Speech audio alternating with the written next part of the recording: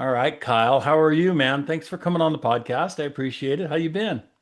Great, Don. Thanks. It's been a fun couple of weeks since the kids have left university here in Arkansas, but enjoying the different pace of the work.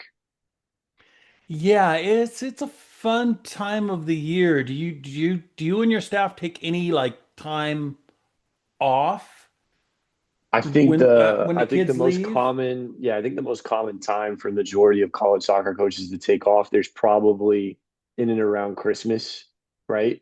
And then in the summer, it's probably middle to late June, right? Maybe after 4th of July, because once July starts turning around, then you got summer camps mostly dominate the July kind of time frame, and then season starts pretty quickly, right? When you got guys coming in. I mean, our guys are reporting, I think July 23rd. So, and then the regular season starts, August 4th, I believe, is the first NCAA day. So that's kind of what the calendar looks like a little bit in the summer. Yeah, it's people don't understand there's not a lot of downtime for a college coach. And it depends on the level. When I coached a junior college, I would take I'd take almost a month off. But when I was in the NCAA, there wasn't not a lot of downtime. No, What are you guys working on right now? What's the main focus when you guys are in the office right now this time of year? yeah, I think the main focus is, we've got one more spot that we're trying to fill within our roster to kind of be at 28 and be done. So we're still kind of looking around there, picking through everything from, portal, junior college, current guys that are out there, gap year kids, internationals, like just still kind of keeping our fingers in every pot and looking around to see if we can find the right guy. We just had a meeting this morning, and I said to the guys, like, look, we've taken shots on a few guys and have missed so far in this position, but ultimately, whoever we bring in, the most important thing to me is that we need to believe in this person. We don't need to just bring a body in here, right? So we need to believe in this person, as we want that person to come in and have a space to grow, and then ultimately, be the player that we want them to be. So we have that. And then one of the unique things here at UCA is we have what's called the soccer house, and that is our office, team room, locker room, and everything is in a 3 bedroom, 2 bath, old kind of ranch style house that sits on Well, the that's campus cool. at I love that UCA. setup. Yeah, it's really, really cool. We really love it. And it provides a unique feeling to the program. We like to say, like, our facilities are very warm. When you come in here, it may not be, the most glamorous thing or whatever, but it feels like home, right? You've got a kitchen, you've got a cafe area where the guys can kind of sit in the lounge. You have team room with the PlayStation, and I brought my old record player in from college that's there. So, like, we have those things, and then it's functional as well. We have our office spaces and things that we're using that we maximize for video and meetings with players. But one of the cool things about the house is we do our own little improvements on it. So as a staff, one of the things that we're doing right now is we're redoing our boot room slash breezeway, where the guys come in and go into the locker room every day. So we're doing some painting, some construction and stuff in there. My father's retired. He lives in town, so he's kind of involved in it as well. As we're just trying to, yeah, make the experience as best as we can for every individual that comes in here, while being resourceful. Yeah, it's I like that setup a lot. I that was kind of always my dream as a coach to have a setup like that where you could have everything in one place because a lot of coaches have to deal with their offices in one building and then the Yeah, team rooms in another building and then the locker rooms are in another building and a lot of moving around. At least that was my experience as a coach, and I always dreamed of having everything in one place. I like that. I like the idea that the place the kids can come hang out, maybe watch the Champions League, things like yep, that. Yeah. yep. They do that pretty consistently here. Yeah. What a difference that makes. That's cool. How far are you guys away from like administration? How do you deal with having to deal with them? Are you far enough away or is it pretty close? No, I mean everything at UCA is it's really convenient, right? Like honestly, to be able to get what you need, the only time you would really need a car is if you want to drive to the grocery store and get groceries or go into town Okay. or take the, hit the highway, go down like 25, 30 minutes down to Little Rock. But it's really convenient. So the university really sits in the 3, 4 blocks within the middle of the city. Administration is at the football stadium up on the fourth floor, whereas we're in the house on the south side of campus, or sorry, yeah, the would be considered the south side of campus. So we're never too far away. However, like we're not a couple offices down where administration's knocking on the door and saying hello all the time either. You know, there's positives and negatives to that. A little bit of separation, which is not always a bad thing, but at the same time, you kind of lose that connectivity outside of maybe head coaches meetings or any like just required meetings administration wise that you have annually, where we all are able to get together. Kyle, you've been around a long time. I mean, people, if anybody's watching this, it's like, oh, he's so young. No, he's been around a long time. You've got that youthful look about you, brother. Thanks, But that's but you've right. been around not only a long time, but you've been at a lot of different places and a lot of different levels Yeah. as a coach. And what I don't know how to say this, but it's I've noticed that there have been more changes in college soccer in the past 3 to 4 years than I saw in the prior 30 years. And it's crazy how fast things have changed in college sports, not just soccer, but in college athletics. And how do you, I guess the highest level you've coached at is maybe your biggest school is maybe Dayton, Hmm. which is a pretty big time program. And now you're at a solid, what we would call mid-major. But what are the biggest changes from a coaching perspective that you've noticed over the past 3 or 4 years? Is there any one thing? Is it, the transfer portal and how transparent it is now? Um, or or what? Or is it the House versus NCAA settlement Yeah. and NIL and revenue sharing and Yeah. 28 man rosters? I mean, we've had some really big changes. What's affected you guys the most? Well, I think that's two different questions, right? Like in terms of what's affected us the most, and then all the differences and changes. How many changes have we seen? We've seen quite a few. I think when I first took this position, I came in as the assistant coach, supporting our head coach at the time, Frank Colenstein, good friend, mentor, someone that was obviously willing to move my family from Washington State to Arkansas to work for, and excited about the prospect of what we could do together, as well as like what my professional development could be under him, and then ultimately maybe have a chance of getting into a head coaching role in the future. So ultimately that kind of panned out. But when I took the position as the head coach in December of 2024 and then going straight into 25, it's been nothing but changed on. Like it's been nothing but changes and new rules. It seems like every 6 months. At the time, it was me and our director of ops, where was what was left over from the previous staff. So I had to hire 2 assistants. We lost an assistant that ultimately decided he wasn't wanting to stay in college coaching, wanted to make a change into a different profession. So then I had to rehire another assistant in the summer. Immediately we had Pavia that came into effect in December. So that actually influenced our roster because we had 2 players that were junior college players from Feather River, that had 2 years left or had a year left. So we reapproached them to see if they wanted to stay. So we had to kind of work through that. The transfer portal was already kind of a part of everything. But in terms of how much that's kind of affected, at least from the time that I've been involved in college soccer until now, it's definitely played a role. And then in the summer, we had House legislation go through. So then you had the potential of opting in, opting out. Every division, every department kind of had to make their choices. Then you had the potential of, doing DSAs in the summer, how that was going to affect your roster.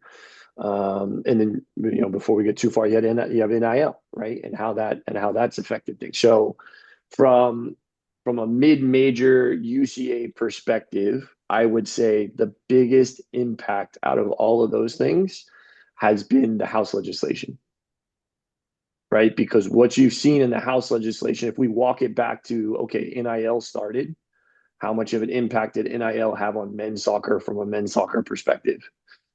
Not a lot. How Right. many NIL contracts were really out there? There could have been a few, maybe some of the bigger programs that were able to kind of be creative, or some of the NIL collectives grew to the point where the athletic departments at certain schools were like, hey, let's give some money to men's soccer. That was a positive. Maybe you had some super ambitious head coaches that went out there and found some things right away to help kind of get their guys in. But you got to remember NIL, what kind of things you run into there is, well, if you have an international student who's on that you're trying to put on an NIL, how do you work around immigration? How do you work around some of the rules and stuff there that are in place to be able to pay someone who's supposed to be on a student visa, right? For a domestic student, it's obviously easier, but there's still like, who are we attracting? What's the reasoning and everything that goes on? So I don't think NIL played that much of an impact, at least for men's soccer, so far. Now that may change in the future, but as of right now, I don't think that one's impacted as much as the House legislation has, because in the House legislation, yeah, the DSA thing is kind of interesting. You still have guys that can be on your roster past the 28 roster cap if you opted Designated, by in. the way, designated student athlete. Sorry to interrupt, Yeah, but for yeah, those that don't know the soccer, we tend to throw around acronyms and soccer terms because we use them every day. But for yeah, parents that are listening, they're going, "What the heck is he talking about?" yeah, yeah. Designated student athlete. Describe And what that is real quick. again, another very weird one, right? House legislation gets approved. Basically, Congress says you have this short window of time to designate a student athlete to be on your roster and go past the 28. That player, it didn't matter if that player was on scholarship or not on scholarship. Like it was just, you just designate a couple of guys to be able to have more than 28 on your roster. But the only way you're able to do that is if your school planned to opt in by a certain date. And if your school didn't plan to opt into the House legislation by a certain date, then you lost your ability to create any DSA. So at Central Arkansas, the way that we decided to opt in was in the middle of the fall. We did not do it in the summer. So prior to that, there was a lot of different things that were going on at UCA. I mean, we had a reserve team. We had two teams here. I think we carried a squad of 32, 33 going into the season, plus 15 extra on a reserve team. So that impacted how things moved pretty quickly in the middle of the season. And then in terms of just the overall sport, I think the House legislation has changed everything. And I guess the best perspective that I can kind of give to everybody is think of how things kind of changed during COVID, right? During COVID, everybody came in at a certain, let's say, wealth perspective from family to family or industry to industry. However, if you entered into COVID with a little bit of extra capital, a little bit of extra money in your pocket, you were able to take advantage of all the chaos that was going on in COVID. Interest rates dropped to like 2%, if not lower. You could refinance your house. You could use that equity to go and buy some other stuff, or maybe invest into a second property. Like you could Right. do a lot of different things during that time if you had the capital. So right Right. now, I would say soccer is very similar. If your athletic department is willing to invest in your men's soccer program and go all the way up to the 28, or if not more, in scholarships, or they're willing to give you some of the revenue share money that comes through being a part of one of those athletic departments, then yeah, then I think the change is very different in men's soccer than it has been. I don't think there's been any legislation that's impacted men's soccer more than that one there, right? Because I think the rest of them, we may have seen a little bit of knock-on effect, but now that you've seen some of these universities are expanding their scholarships all the way up to 28 or getting closer to the 28. whereas mid majors for the most part have not changed. The finances just don't allow you to do that. So Right. you just can't, right? So you're still operating kind of under the old rules, while still being affected and having to compete with programs that are able to, stretch their budgets a bit further than what you can. Yeah, I mean, maybe it affected 50 schools positively, maybe in the country Yeah, that were able to just jump right in. Oh, fantastic. We can give 28 yeah, full rides now. And, sure, and everybody's going to get an extra maybe $1,000 out of revenue sharing or two or three or sure, 5,000 out of revenue sharing. So yeah, that's great. And on the women's side, we've seen there's a couple of power fours I know where girls are on full rides plus $100,000. I haven't heard those stories on the men's side. They might yeah. No, exist, but I not think, I not mean, like I've heard them on the women's from the side. men's side, you're going to see. I mean, I don't want to name names, but there's players that are out there that are making some good money on a revenue share standpoint, but it's very specific to a program, right? And then it's And, also and it's comparable. revenue sharing money too. I mean, we Yeah, talked about NIL money and revenue yeah, sharing money. I agree with you. I haven't heard a ton of people on name, image, likeness. NIL money, yeah, most of it's revenue sharing money because the football and basketball programs are making so much money that they've yeah. decided to spread that money across the Olympic sports, the non-revenue sports. Yeah, I mean, and that's, I mean, there's so many, like, you can dive deeper into the rules and how those things kind of work from, I mean, Title IX doesn't affect revenue share. They Right. don't have to share it. It really comes down to the athletic department deciding this is how we want to do it. And then, like I said, the NIL collectives, again, you can have an NIL collective. You've got so much in a pot and you decide, okay, we want to give it here and spread it out there and whatnot. So those are some of the things that are affecting, I think, the sport. But in general, from a men's soccer standpoint, I don't think anything's affected it more, and will affect it more into the future than what you just said. Because Well, and all it's really although, doing, Kyle, is it's separating the haves from the have-nots. I yeah, mean, and it and just and then means that you're going to get less Marshall stories and less yeah, Akron stories and maybe less Vermont stories where a yeah, team and comes out of nowhere and then wins a national title. yeah, I think we're going to see less and less of those underdog stories as, as the big Power Four schools can just buy players basically. They can buy whoever they want. yeah. But I think one of the things that's been fun to work in college soccer, and especially on the men's side, has been you always feel like you had a chance. Yes, that's what I'm Right? And saying. and for a mid-major, Yes. it was always like, well, if we open up this new recruiting market, if we work really hard, if we work just a bit harder than the top dogs or what the name brand sweatshirt schools, maybe we'll be able to put together a roster that's unique that can compete and catch lightning in a bottle and have a chance. Right. And that has historically happened. You've seen programs go from nothing to challenging for a college cup consistently throughout the years, whereas and Don, you would know better than me because I don't spend as much time paying attention to what's going on in the women's game, but consistently Well, it's the same five schools, and it's five never schools gonna. challenging for the Yeah, national championship every year. that's Right. it. So is Yeah. that really what we want to turn it into? Like, I don't know, but how much of a say do we really have in it? I don't, not a lot, because a lot of these rules that we, Right. we just mentioned, they're just knock-on effect. They've been implemented for one reason or another through the NCAA, and then there's just knock-on effect to them. So now that doesn't mean that you don't have schools out there that are maybe playing at not your Power Four conferences that can take advantage, because I would say even in the Power Four conferences in men's soccer, there's still some schools that are there, let's say in the Big Ten, that are still operating off the 9.9 or 10, or maybe they're a little bit higher, but they're not going all the way to the 28. Whereas a school maybe in the WCC is willing to say, well, we're going to go full in because we don't Right. have football and this is going to be Right. our sport and we're going to make a Right. go for it. Right. So Yeah. that can still happen on the men's soccer side. But I think what you're talking about, if you got 50 schools that are going to go for it, how many outside of that 50 are making the 48 in the national tournament? Right. Probably you're probably getting that automatic bid. And then the first round of the tournament becomes really Right. difficult for that automatic bid team to compete. So we'll And see. then you got to play We'll see how Stanford that in the kind of first pans out. round.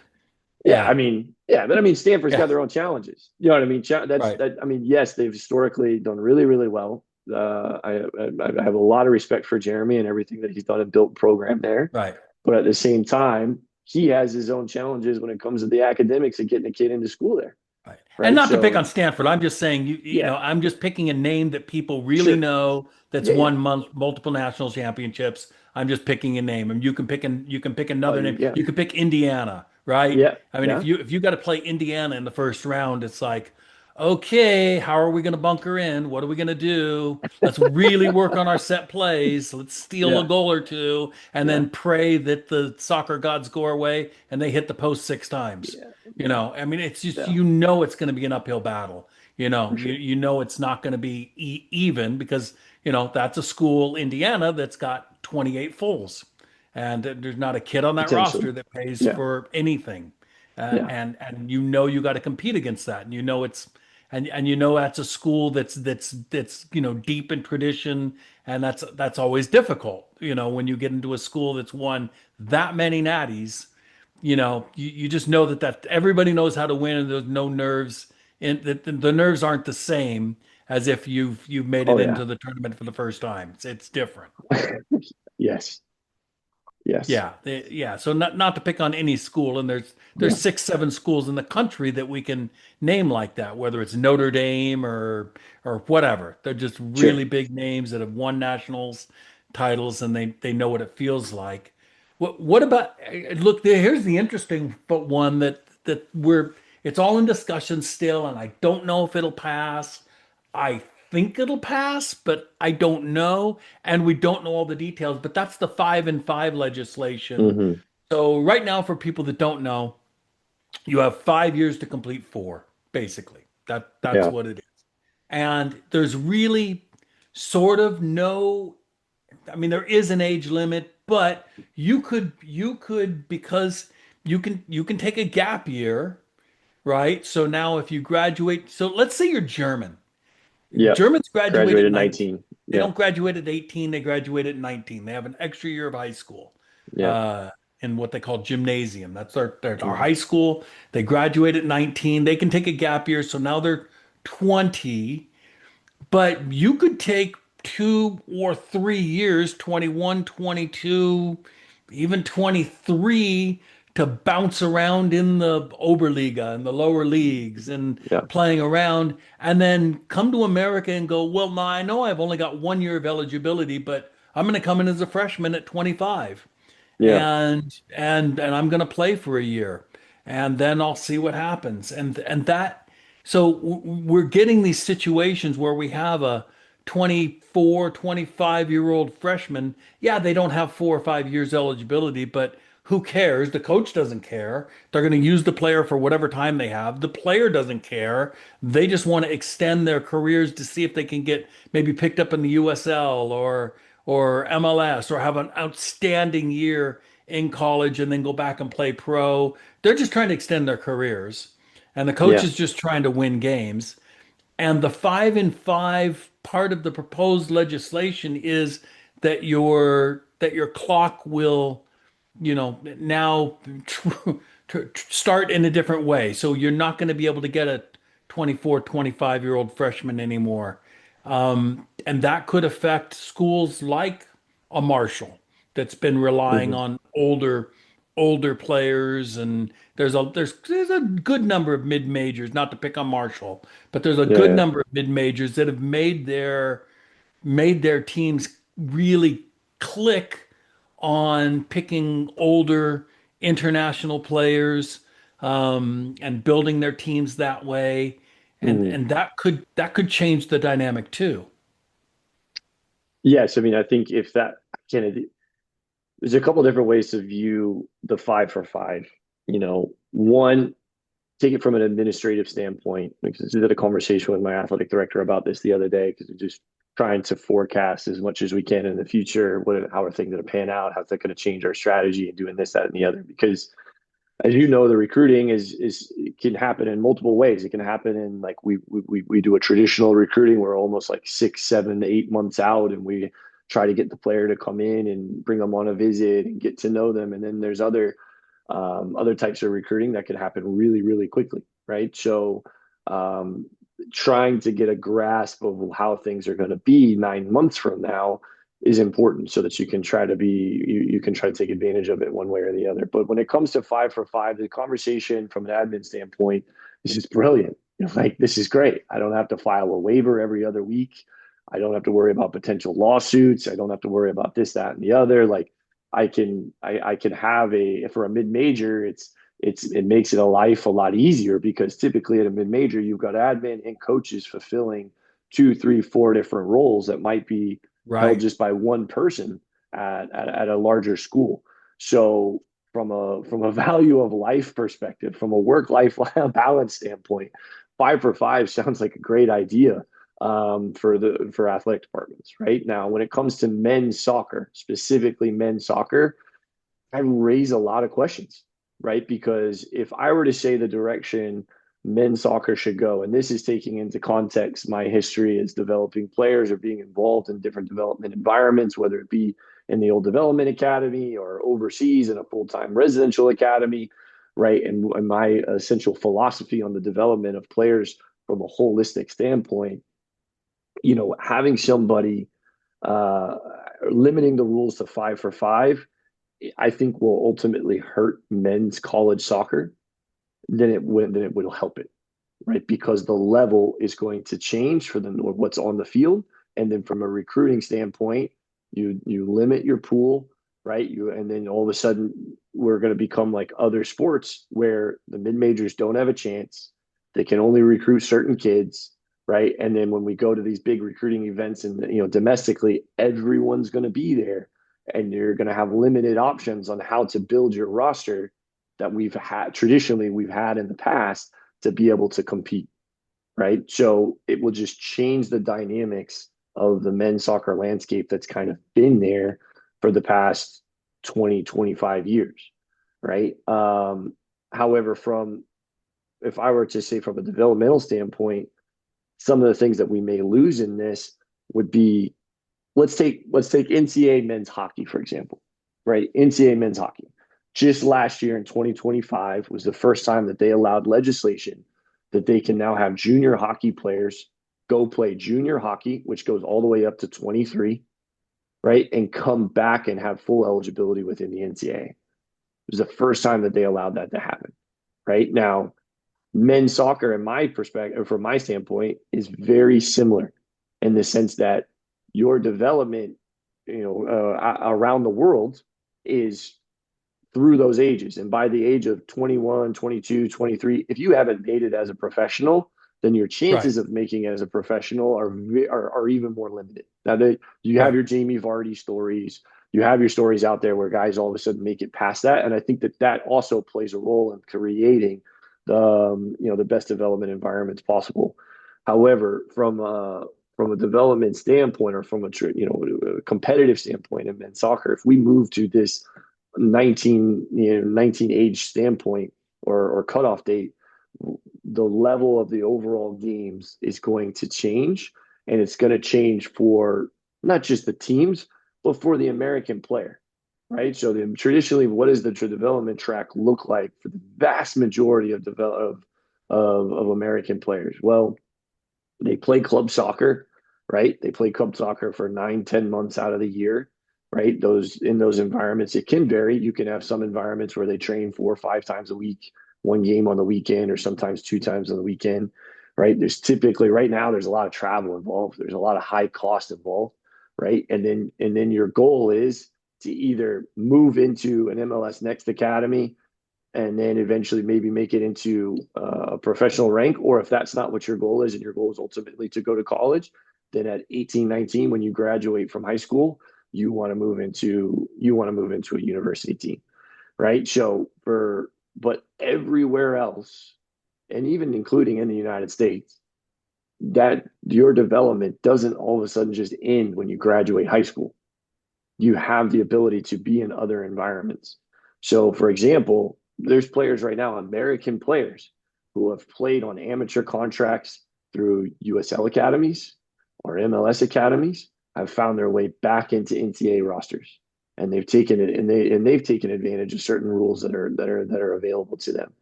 What we don't do well in the American development environment is we don't provide places for kids to continue to play and improve outside of the college environments, right? And that's why we have this conflict where, okay, yeah, we've got the 21, 22-year-old international player dominating a lot of these NCAA rosters.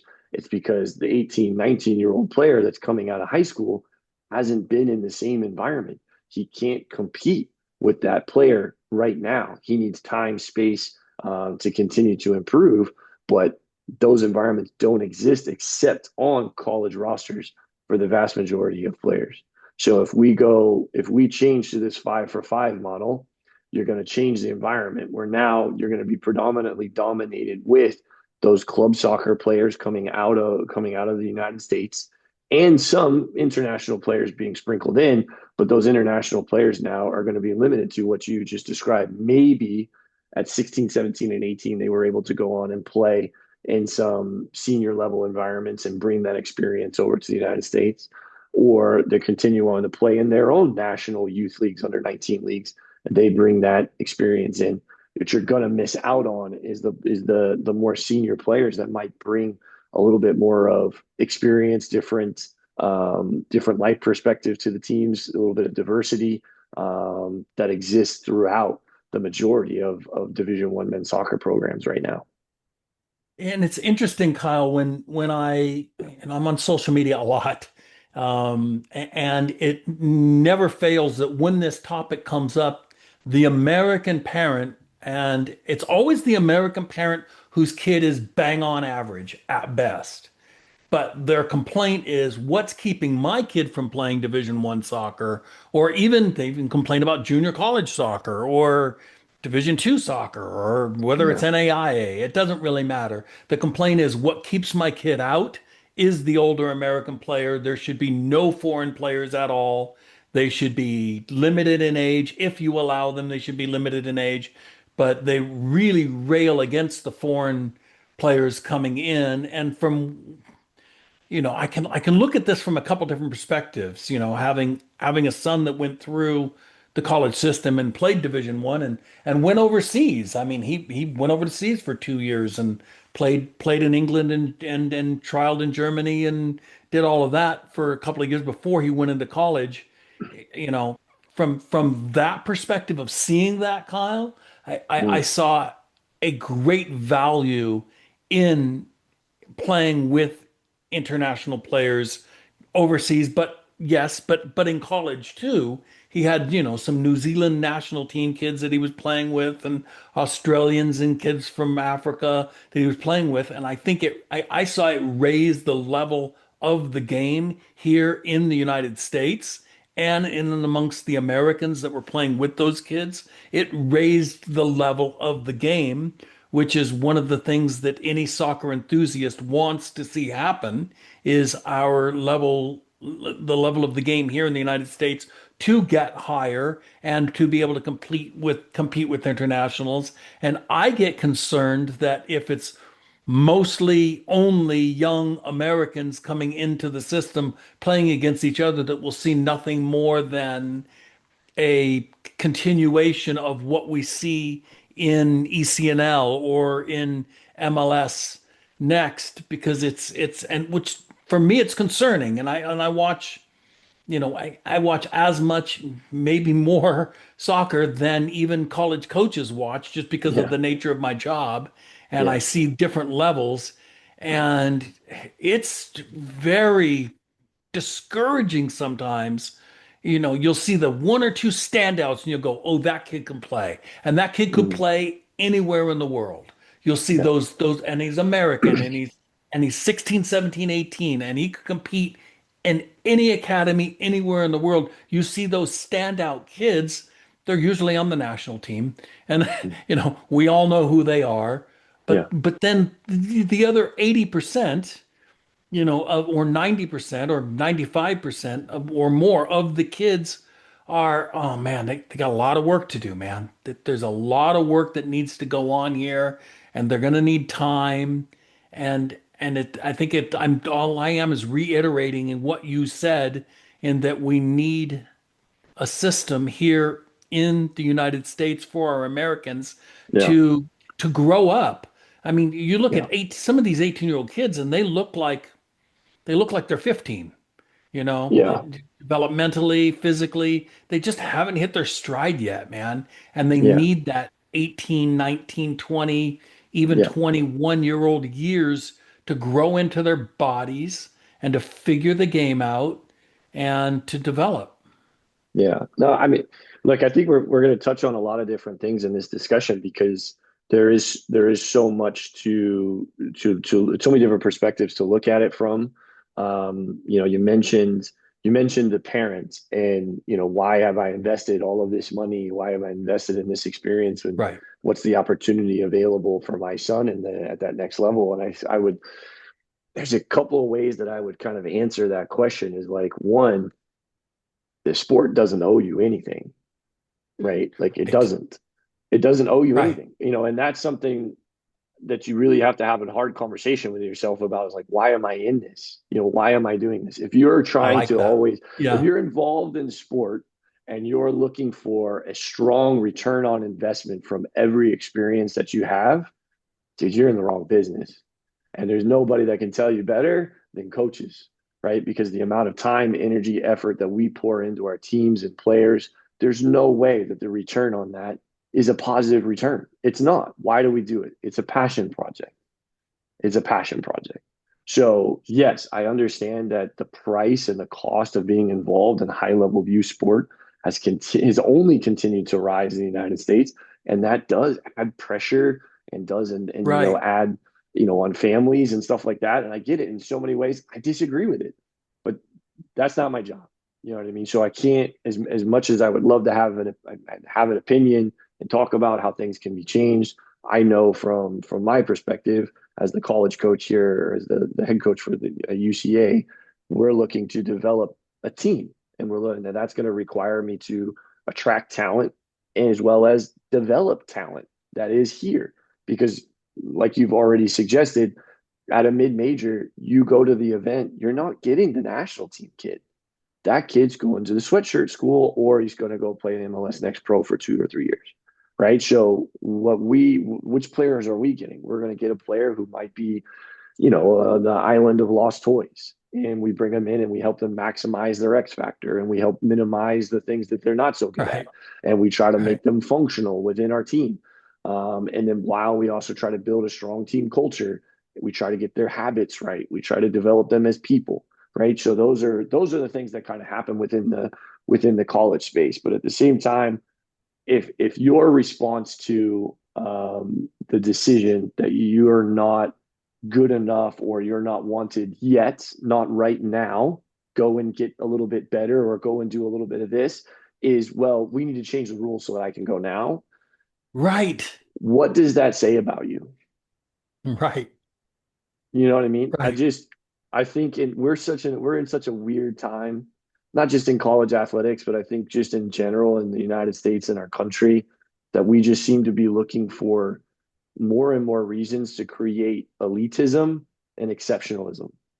Like we have to be an exception, and if I've done all this, I deserve this, right? And I just think that those things are they're putting those trends are taking us down a path that's not going to have good results in the long term, right? You Right. might get on if that's the way you get onto a college roster.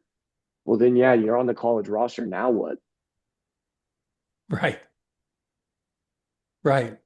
You know what I mean? So those are things. And now, are there players that are not being picked up that maybe deserve to be picked up? I'm sure there are. I'm sure there are. There's not enough programs. We only have No, there's 210, not enough 211 programs, and the country's too men's big, soccer. Kyle. It's How do we all it's identify every yeah. kid? I mean, No, it's totally. too big of a country. There's a We're lot, a missing lot. kids. We You know got that. limited budgets, you got limited recruiting budgets, you've got Right. time just as the resource, the greatest resource of all in any college soccer environment is time, right? How are we going to invest it? Where are we going to invest it?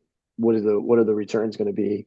Yep. Those are all things that are being missed in the conversation. But ultimately, if I were to say anything to the parents or clubs or whatnot that are in the United States, and they're looking at this as being the golden parachute that's going to save them, I would just ultimately say, is that really how you want to make it? Do you want to win the lottery, or do you want to work for a paycheck? Right? And if you want to work for a paycheck, there's certain things that need to change within our country systematically when it comes to developing players in order for us to develop a higher caliber of American player in the future. And it starts with the development academies, the development environments that we have outside of college before they even get here. And I think we need to create space and time for a kid to take a gap year or to find a way to play against senior players starting at the age of 16, 17, and 18. Right. Without doing that, we're going to continue to create players that can only compete against 19-year-olds until they've entered the senior environment. If the college level is the first time that they've competed in a senior environment, then they're behind. They're behind, right? I mean, if you look at the way rosters are being built right now, you've got colleges they're not taking freshmen, legitimately have no Right. freshmen on their team, right? Because they look at, well, this is a results based environment, at least in my program. I'm here to win games, and to guarantee my ability to win games, I'm going to go get senior players who have already been tested, so that I know close to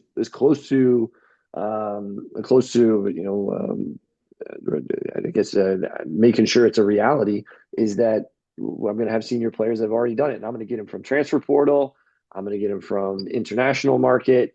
I'm going to get them from JUCO environments. It's not going to be from the under 18 ECNL team. It's just Now not. you had mentioned junior college, and that's something, and it's, as you know, I coached at Feather Yep. River, and Yep. I started in junior college as the first place that I tried to step in and play after high school, and I think it's an area that I think gets overlooked by the American parent Yeah. quite often. Because like, my kids work too hard to go to junior college. My kid's Yeah. too good of a student to go to junior college. My kids, we paid too much money and invested too much in the system for my kid to go to junior college. And I tell you, there are so many stories of players that I've coached that played at the pro level that started out at junior college. Jeff Beitcher comes to mind, who played for San Jose Earthquakes, Clash back in the day, but started out and then at junior college and then went to Santa Clara and made a Final Four. And then, Andre Luciano on our staff started out at junior college and then went to Indiana for Pete's sake and was in a Final Four. And you talked about players that you picked up from junior college. So from your perspective, having coached at all different levels and in the Midwest, on the West Coast, now down in the South, what's your perspective of what's your advice and perspective on junior college to parents listening to this? Yeah. Well, first off, I think the biggest misconception right now around junior colleges is that if you play a year at junior college, it won't count for your NCAA eligibility. Yeah, let's get Just, that out of the let's go way. ahead and That get that that's out a of the way, right? Like, yes, it does count. So that was just a one-off thing that only happened with the Pavia ruling and stuff like that. So I think that that's something that, as funny as it just continues to linger in so many conversations that I yeah, have in good. I'm glad recruiting you from brought time to that time. up. Yeah. Yeah. Okay. So knock that one out. I think it goes back to what I said before: elitism and exceptionalism, right? You just mentioned it right now. My sons work too hard to be at a junior college. Can you compete? Can you dominate the junior college roster right now? Yes or no? Right? If you can, and you think that is why you should be recruited by a Division I university, well then find your way onto a Division I roster. There's ways to make it happen. We're pretty good at finding kids. I'm not saying we find everybody, but we find kids, right? So if you're good enough, I guarantee you somebody's talking to you, right? But Right. when it comes to the junior college experience, what does it provide? Yeah, I mean it's tough. It's not easy. You know, I mean you go in there and you've got to compete with players from all over the world, right? But I'll tell this story, not necessarily junior college related, but just again, kind of hitting home on what college soccer really is. my what was it? My third, I think it was my third or fourth year at Western Washington. We won. It was 2018. We won the GNAC for the first time in a while. I think since 2008. We were an automatic bid into the national tournament. We got a bye in the first round of Division II, and then we went down to San Antonio. We played St. Mary's. St. Mary's was predominantly at, and I think up until just recently when Midwestern State won the national tournament for Division II, predominantly Division II. When you look at the Final Four, it's all international. There's not a single division. There's not a single American on the roster. Very rarely. So we went into St. Mary's. I think we had two two internationals that were on our roster. Majority of our kids were from the Seattle, Washington, if not the Pac Northwest region. We went to St. Mary's and we got smacked. We got beat bad. I think it was 5-0. I think it was the end of the game, first round of the tournament. They had a star player. His last name was Wright. I'm pretty sure he plays at the moment for Hearts of Pine up in Portland, Portland, Maine, and USL One. But we get done with the game, and one of our freshman midfielders, starting midfielder for us, was a Seattle Sounders product. Was on the way back to Bellingham, was mentioning that they had so many older players, and how am I as an 18-year-old supposed to compete against a 23-year-old that has a kid or something? He's just making some comments, kind of complaining about the Right. game. And I was pretty upset with him. I just turned around and I said, "That's the game. That's football. Welcome to world football. You're not insular, right? You have to learn to compete against these level of players if you're going to make it, right? And if we're going to go and win a national championship here, which is our goal, ultimate goal, yeah, we're still going to recruit guys like yourself. You've done a really good job. You've had a great year, but now you just got a little bit of adversity on the field. What are you going to do? How are you going to respond?" And that's what it's going to tell more about yourself and the reasons why you're in this game than anything else.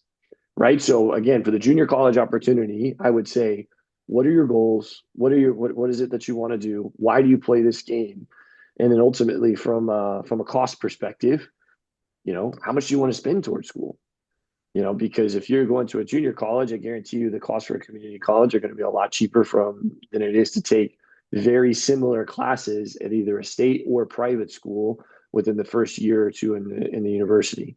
Now, one of the things I will mention is that transferring from a junior college to a Division I university isn't always easy, right? Because what we have at the Division I level that is different from any other NCAA level is we do have to meet progress towards degree requirements, and the college, every university is different in terms of which credits they're going to accept and how you're going to fit within a program, an academic program at that university.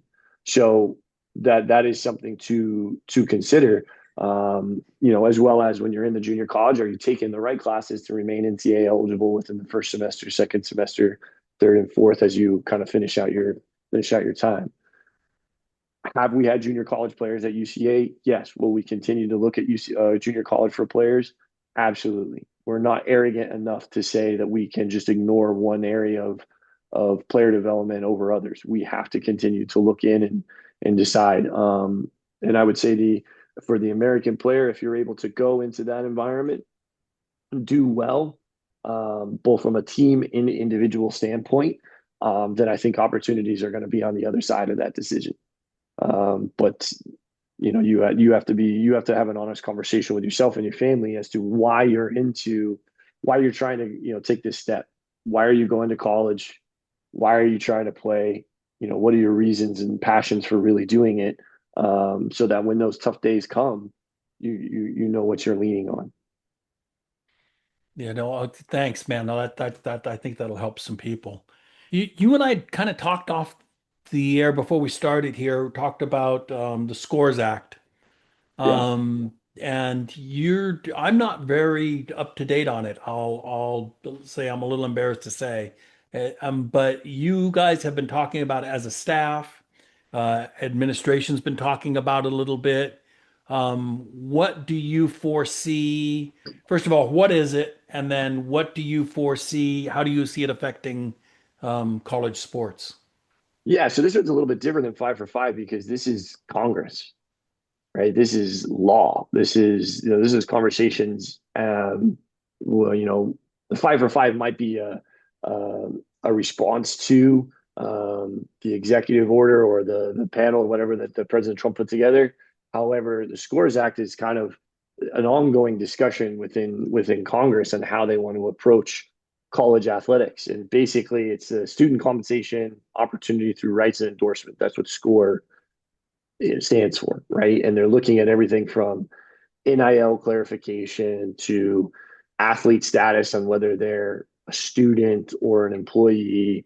They're trying to flatline some rules across the United States so that you don't have this variation from state to state based on different things, as well as kind of provide some other protections for the Olympic sports, requiring athletic departments to have so many sports in order to stay compliant, as well as providing some extra health benefits for players past graduation, right? So there's some positives and negatives in there. I think ultimately these are conversations that how it will affect men's soccer. It's another one that I think will be affected with a knock on. We're not really involved in the conversation or not being at the Right. forefront of that conversation. It's going to be something that's decided based off of Mississippi allowing a certain quarterback to have certain years of eligibility or, this, that, and the other. You know what I mean? It doesn't really have anything to do with what's actually happening in a men's soccer college roster, right? But if I were to put any opinion behind it, I just think what we've created since NIL, revenue share, and all that kind of stuff is we've essentially created a labor market. Kids are getting paid now. That genie is out of the bottle, right? In order for you to push that genie back in the bottle, I think is going to require some incredible gymnastics from our legislators and finding some creative ways to push back against what's already this vastly growing labor market. And that labor market doesn't just involve the players. You now have people managing NIL collectives for players. You now have agents in so many ways kind of moving things around. So like it's not just the players that could potentially be affected by something that goes through like this. But one of the things that I think is a huge missing piece in all of this discussion is I don't think that the players have a lot of say or representation in any of these conversations right now. I think they are being seen as children and they don't know what's best for them. And we're trying to make decisions that are best for administrations, bottom lines for universities, and ultimately fans, supporters of college athletics for two major sports in the United States, so that they kind of believe that there's not so much cheating or that there's a little bit more transparency on how this is possible or whatnot. And I think those are at the forefront of the conversation. And we're not having conversations about, well, if this is true, if this is really a labor market that's been created, then when does labor have any say in this? When do they join the discussion and have a bit of negotiation on which direction this should go? And that could be dampened by this Scores Act because essentially they're trying to block NIL conflicts with campuses. So if a kid having a conflict with, let's say he goes and signs a contract with Adidas, but the school is a Nike school. It's a very Right. poor example, but I'm just providing something like that. That because you're a student and not an employee, do they remove your ability to collectively bargain? Right? Should the players have some type of representation or athletes have some type of representation to be able to negotiate from their side of the table instead of just strictly from legislation, strictly from authority or admin? And I think that's part of the conversation that's not taking place.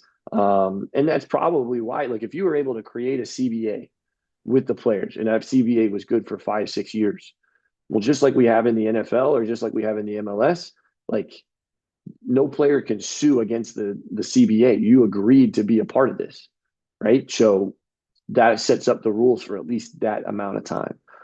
That's my personal opinion on it.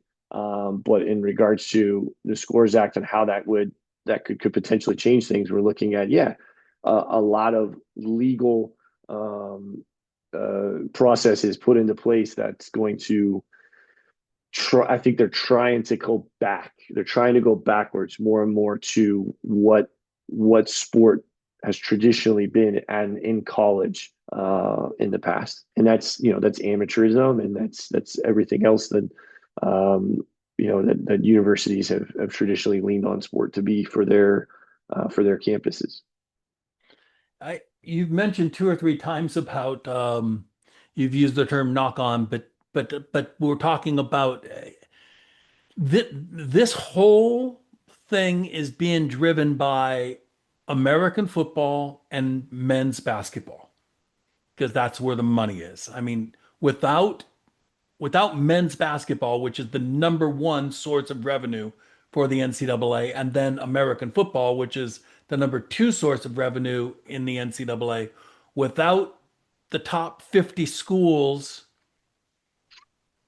in those two sports, the NCAA has no money, dead on bankrupt. And the NCAA knows it. And the NCAA is desperate to hold on to those two sources of revenue. Otherwise, there is no NCAA as we know it today. Um, and what's happening is soccer and whatever other sports, rowing, basketball, track and field, softball, whatever. All the other sports are being just drugged behind and hanging on for dear life. I kind of picture a water skier hanging onto the tow rope and lost the skis, but is tangled up in that tow rope, man. Can't let go, and the boat's not stopping. And the Yeah. boat's just going as quick as it can, and we're just all being drugged behind while these other sports go on full bore. And what I'm hoping happens, Kyle, I'm hoping that American football, top whatever, power four, call it whatever you want, and basketball kind of break off into their own. Look, they don't need the NCAA. They've got plenty of their own revenue to be able to form their own whatever. And then the NCAA can just let everything else settle down. Because I don't know how Central Arkansas Mm-hmm. football and basketball is, but I doubt What, they're the home of making the Scottie kind of Pippen? money Come on. that Notre Dame is making, Yeah, you yeah, know? yeah, yeah, And so what does that mean for mid majors? And what does it mean, and because it has a trickle down effect, Kyle. yeah, What happens at the very top affects the mid majors. What happens at the mid majors affects Division Two. What happens at yeah, Division Two affects NAIA and junior college and Division Three. It does have a trickle down effect because every kid graduating high school is just looking to play in college somewhere. And if they can't get into the top, then they get into the next level and the next level and the next level. yeah. And there is a trickle down effect, but I think I'm rambling. It's okay. I mean, yeah, it's. I think There's again, so it's much it's here it's so much. It's and very it's so very complicated. connected. There's an incredible amount of layers that you kind of have to siphon through to be able to finally get some semblance of truth, direction, or whatever to go with it. And I again, I had a meeting with my athletic director last week, and I told him like this time is crazy. I really empathize with the amount of like effort that you have to put in to like kind of find a direction for us to go. And as the leader of our athletic department and the leader of the men's soccer program, having conversations about vision, goals, direction, it's impossible. I mean, you're trying to catch something that just can't be caught, right? So you're just trying to get how close can we get? That's really all we're talking about, right? So, what you're discussing right now, if men's football and basketball were to separate, I think it would. I don't know. I don't know if it would be a good or a bad thing. This is what I guess I would say from a men's soccer perspective. We need to keep things. We need to be able to have a space to have conversations that are strictly in regard to our own sport, not holistic changes that knock on affect everybody. So go back to the eligibility 5 for 5 thing that we talked about before. You can have 5-for-5. If that's what works for football and basketball, then great. Let them do that, right? If that makes it easier for admin, if that makes it for better for rosters, if that makes it better for staff or for fans to be able to follow and things like that, great. But when it comes to men's soccer, does 5-for-5 work? In my opinion, no, right? Because I think the game is bigger. I think the recruiting landscape is different. And I think if we were to try to adopt that model, I think the overall level of college soccer would drop and we would be reducing what this experience could be. I think the way that I would like to see U.S. soccer in general grow is we have more environments where kids can take a gap year, or they have more environments where they're able to compete against men at an earlier level. And that level isn't just, men's league on the weekend. Like it's they're playing for something. How do we get there? If it needs to be in so many ways, you mentioned that the U.S. is so big, and that being one of our problems in terms of being able to develop players. I totally agree. Maybe instead of so much conversation about expansion, maybe we need to have more conversation about contraction and I'm say, hearing hey, that a lot. well, Regionalization is something that regionalization, coaches are not talking just about a lot. regionalization, but state. Like again, like I still work in ODP.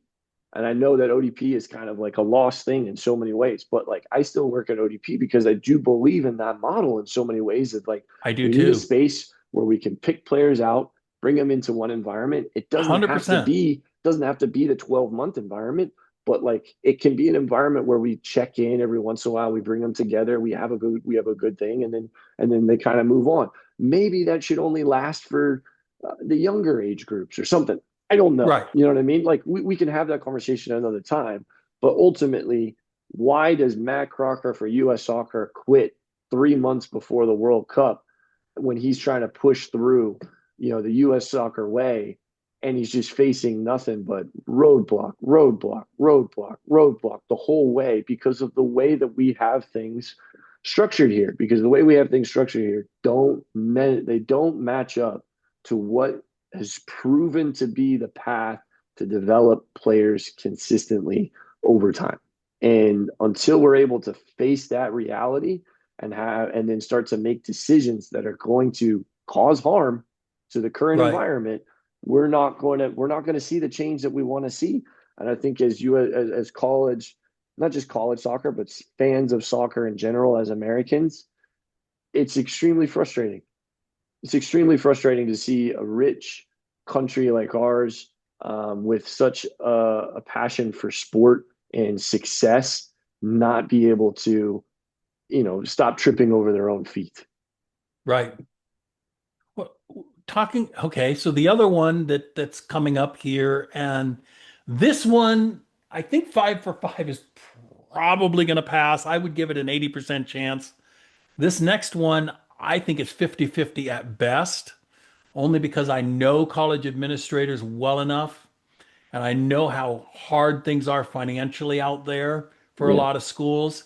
But it's the two-semester model, Yep. the 21st century model or the two-semester model, basically splitting up the soccer season into two semesters, and it's like I don't know. What do you think about that? And what are you hearing? Yeah, I think, obviously the sport body for the NCAA men's soccer has approved it. That was something that happened last couple of weeks. However, there's still another step in the process, which is sometimes goes again when you get into your silos of social media, and we have started to have discussions about this, that, and the other. All of a sudden, you see, was it Men in Blazers put out a text that says, "Hey, full year model for Division I men's soccer has passed, and now everybody thinks it's going to happen next Yeah, I year." know. It drives That's me not crazy how every time things. I It's see just that. not how things work, right? Right. Although it is a step in the right direction, and obviously they're putting that out because they believe that is a step in the right direction for development of the game in the United States further. We have not had a change in the men's soccer calendar since 1950, right? So, and then there's been discussion of this year-long model back from when I was in school, which is in 2005, right? So this has been an Right. ongoing discussion. now we've gotten to the point where we've got the sport body to approve it, and now we're waiting for, I believe, the executive board in the NCAA, which consists of presidents from around the United States of universities, as well as like ADs and some other administrators. So where will that get approved? I know the conversation on my campus goes is probably very similar to a lot of other mid majors. We're now going to have to either hire a new AT to be able to cover the sport for the whole year, because Right. traditionally what men's soccer's done and most mid majors is we split with like softball, for example, right? They're in the Right. fall or they're in the spring. We're in the fall. We can share an AT, helps cover the cost. The other thing could be sports administrators goes further. When you have the experience for Division I athletics and really any athletic department, at the college level, is yes, at the NCAA, you're required to have a sport administrator at every one of your games. So you need somebody to cover your home game. Then you also need then there's the support staff. There's the ATs and stuff like that, but there's also the sports information directors and everybody that has to write the stories and be involved and engaged. So the busiest time in an athletic department in college sport for a majority of them is actually the early spring, right? The early spring. You've got both basketballs going, track and field is typically in their indoor season. You've got baseball and softball getting ready to kick off. We have a stunt team here on campus, so that's a team that's kind of going at that Lacrosse time. for some schools. Lacrosse for some schools. You've got, and then baseball and softball, obviously we mentioned before, but those are coming around the corner. So if we go to a full semester model and we say right now, I think the date to kind of start your second preseason is what, February 15th or 18th or something. Well, there's a lot going on a campus at that time, and even if you do provide 2 weeks of run up into March, you still have March Madness around the corner. You have everything else that kind of goes involved. So like, who's going to be there to help support? Now, the new model that's being suggested has put into place a lot of flexibility. So you do, as an institution, individual institution, as well as conferences, have this space to be really creative on how you can kind of place the games around. And it's up to you and your conference to kind of decide. The only things that has been said, the minimums, is still the same minimums as the fall. You got to play 10 games in the fall, and you got to play at least 3 games in the spring, so that you have 13 games. Because right now, under the current rules, it's 13 games in order to be eligible to make the national tournament, right?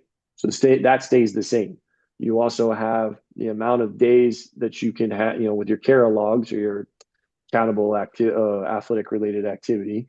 So we're using to kind of explain what that is. Anyways, but under that, you still have a certain amount of days that you can actually have contact with your players. That's not Right. changed. It stayed the same. The maximum amount of games that you can play under the two semester model, still the same as it would be in our current model.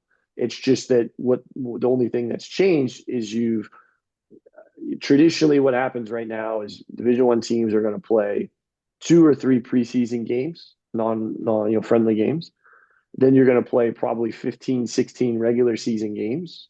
Then you either qualify for your conference tournament or you don't. And then you have postseason play that goes conference tournament, national tournament. That all happens in the fall. If you go to this model, you basically you have to play 10 in the fall, right? But you can play more. And there have been conferences that have already said we're going to play our full allotment in the fall. We're not going to change, right? Including their conference tournament in the fall. But the only thing is you have to be done before Thanksgiving weekend, right? That's really the cutoff date for the fall. So then you come back in the spring. February 18th is really the new preseason. But before that, you're in your non-competitive season, which is basically what our spring is now anyways. So you can still do 4 hours with your strength coach, 4 hours with your current team as soon as you get back in January.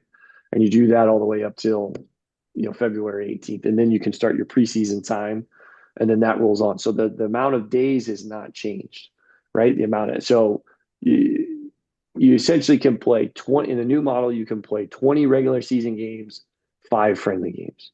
Right now, in the old model, you get 3 friendlies in preseason, right, and then you get 5 play dates in the spring. You can get a sixth if you play an international tour team or whatever, right? Right. Those are the current rules. So the amount of games that you're able to play hasn't really changed. We're just spreading them out. That's all that's happened. And some of my I guess my concerns with all this is obviously you have the concerns on the campuses, the facilities, the administration support, the athletic trainers, all those things are going to cost a little bit of money. It's been noted that you no longer have to bring kids into preseason, so you save a little bit of money and not paying for kids being in dorms or whatever 2, 3, 4 weeks before school starts. So you've kind of got you save a little bit of money there.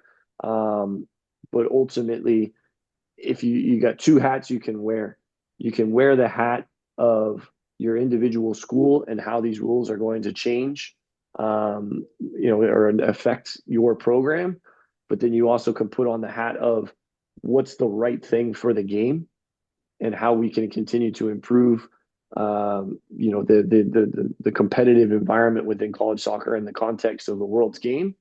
I think that this is a step in the right direction.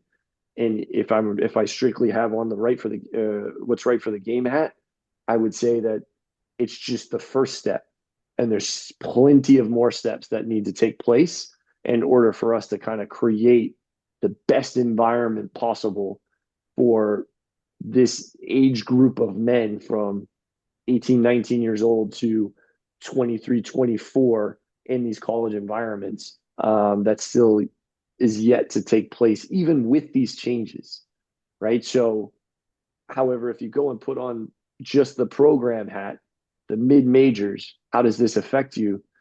Well, yeah, there's conversations about, are we going to lose programs?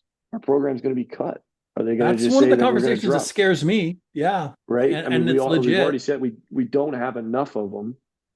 Um, if anything, what should we be trying to do at the college level? We should be trying to find ways to have more programs, right? To for I mean, I live in the South right now. How many SEC men's soccer programs Yeah. are there? Right. How many Big 12 soccer programs are there? Right.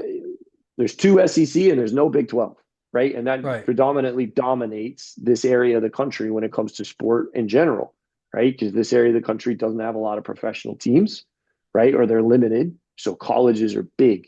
University sport is really taking that space. So if those teams, if those programs, those universities don't have men's soccer programs, then you're leaving a whole Yeah. section of the country out of the conversation of extending the ability to develop players. So that's a whole nother part of it. But um, when it for me personally at UCA, we have the support of our athletic director to kind of move forward in terms of the ASUN, our conference. We have discussions yet to be had on how we are going to adapt and adjust to these new rules if they were to be passed. However, I think it's a step in the right direction, but it's not necessarily everything that needs to be done. There still needs to be conversations about RPI. There needs to be conversations about regionalization. I think there needs to be conversations about scheduling, in order to continue to make again this space the best it can be, for the players and for the sport. I couldn't agree more on just about every level, man.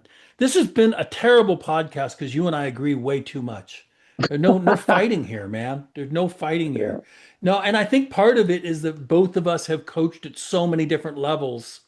Yeah. I think is part of it. I think that it's a perspective that that you bring that a lot of the coaches that I've talked to really don't have. They've only coached at one level or in one area of the country, but I think you've got this fresh perspective because of coaching on the West Coast and in the Midwest and now in the South and at all these different levels. And I want to have you back on as if you're up for it if Absolutely. you're up for it, as things continue to develop, because I think you really represent this every coach in America perspective, not just the elite, not just the top, and I think you bring a really fresh perspective, and I think it's this has been a good episode for parents who are going to want to go back and listen to a couple of times.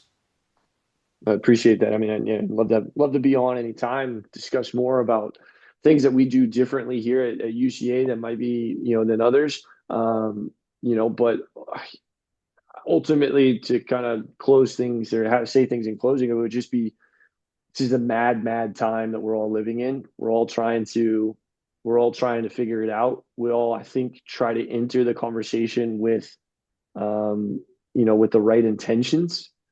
Um, but when another thing to keep in mind is whether it be age group changes as we kind of move back from the Yeah. club level, they're moving back to Third the to third the time to we've the changed August this, by 4th, the like third way. time we changed. Right. I can remember when the first one came through, and I was in Ohio running a youth club at the time, and I was sitting with the state director at the moment, and he's saying, change is hard. Change is hard. And what we really need in this moment is a clarity of like which direction is best for the sport, best for the players, right? And then ultimately what's best for universities. There's space there. There's space for us to find that answer, and we need to continue to work towards those things together. But the other thing I think is really important is we need to have empathy. We need to have the ability to put ourselves in the shoes of other people and see things from their point of view, and then try to approach the conversation together, because we all have unique experience. We're all coming from different perspectives. But ultimately, when change comes, some scary things can happen. People start freaking out because they're worried that their livelihoods are going to be taken away, right? And when that's a reality, people make decisions or do things that are selfish, and that's normal. You're human. You're going to do that, right? Yeah. But can we find ways to still have conversations about this will help protect and insulate men's soccer, as well as this is the direction that we need to go if we're going to continue to really say that this is high performance environments best for the game, right? Because yes, we do have a responsibility to develop the American player, and I think college soccer provides a crucible for that American player if they enter it in with the right mindset and the right values to kind of make it through. Yeah, no, I agree. And I always go back to the episode I did with Bruce Murray, good friend of mine. And Bruce said, we were talked about did you think about playing pro? Were you thinking about playing on the national team? He goes, look, Don, at every level, I just wanted to continue to play soccer. That was Mm, it. How do I hmm continue to play? And I think that's a conversation that probably isn't had enough. And that's just playing for the love of the game, man. Look, if you're good enough, you're gonna. No true superstar goes undetected. I mean, people talk, and it is as big as our country is. Soccer is a small community, and people do find out about players. People do talk about players, and if we just continue to get these kids to play because they love it, then they'll end up raising kids who love the game, and eventually superstars come out of that, and our level as a country rises. Yeah. I just don't want to see kids get burnout at 15, 16, 17, and then end up hating the game. Yeah. I want to see them continue to play as long as they want to play and as long as they love the game, and then they will raise kids who feel the same way about our game. And it's gonna take and it's gonna take time, but it's gonna eventually pass on from generation to generation into America being a true soccer powerhouse. It's going to happen. I have no doubt it's going to happen. I've seen this game grow way too big from me playing in the 70s. It's a No, I lot mean, better. I think if Don, if we were to ask coach to coach, when you were in recruiting players for college teams, compared to the players that you see now on the field competing at 18, 19 years old, I would say overwhelmingly the American player has improved. Oh, Would you agree with that? tremendously. Yeah, the Oh, overall oh, player, yeah, overall American tremendously. player has absolutely improved. But Yeah, you got to continue to keep things in perspective.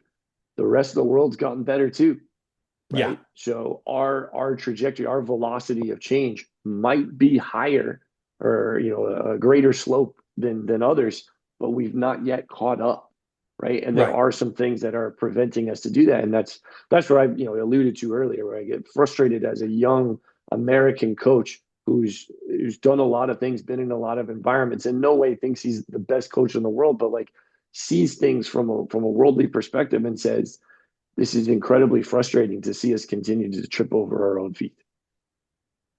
Yeah, I agree. That's probably a good synopsis of it. I think I agree completely. Yeah.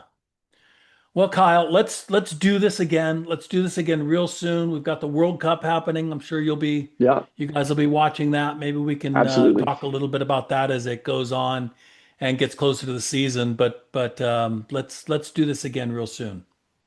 Sounds great, Don. Appreciate it. Always enjoy Thanks, talking to you. brother. All right, talk Appreciate you. soon. See ya. Bye bye.